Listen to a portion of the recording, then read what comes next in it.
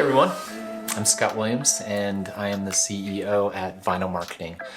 And we're going to talk about some digital strategy for advancement, and we're going to take a look at this in not just a small like one mini campaigns like Day of Giving's Giving Days, but also looking at it from a comprehensive campaign that could be multi-year. And we're actually going to focus just a little bit more on the second one, but this actually goes towards anything. But I want to talk about the problem. And the problem is actually because for kind of all of time until the internet, it was done one way. And so I want to talk about that routine for the campaign. So step one is you identify priorities and you understand the feasibility of the campaign. So you do a feasibility study, and that ultimately is really just to understand where the state of the organization is relationally for affinity. And that ultimately translates into dollars. And so with translating into dollars, we need to understand how much we might be able to raise. And so we do a feasibility study. Number two, we access the donor pipeline, and whether you need to focus on increasing major gifts, growing your donor base with smaller gifts, but it's really hard to do both of those things. So you have to usually choose one or the other. And then you go stack your staff and their time to execute whichever the priority is.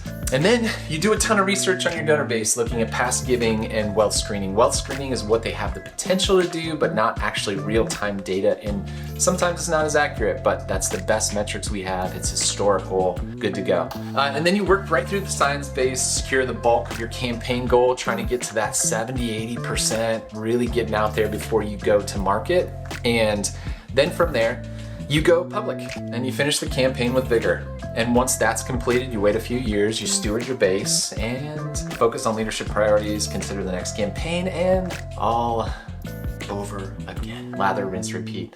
This is kind of how it works within campaigns. And so I just said the routine. Why is that a problem? Well, the problem is because for decades it was this way, but then there's so much technology, so much having to do with the internet and technologies based on the web that can really pair well with the existing routine. And so it doesn't have to be like this. It could be so much more robust. You can have real-time data to pair with other aspects like wealth screening. And that real-time data is really revolving around how are they engaging with your campaign. If they're going to your website and they're taking a look at things, you should know about that. Where on the website are they going? Are they going to the giving form? Well, that shows a higher level of intent than going to just a simple homepage. And so we want to understand what the intent is with each of those actions. And so that's what the real-time data is all about, is understanding what each action does, assigning a value to it, what are they looking to do, and then letting your people know.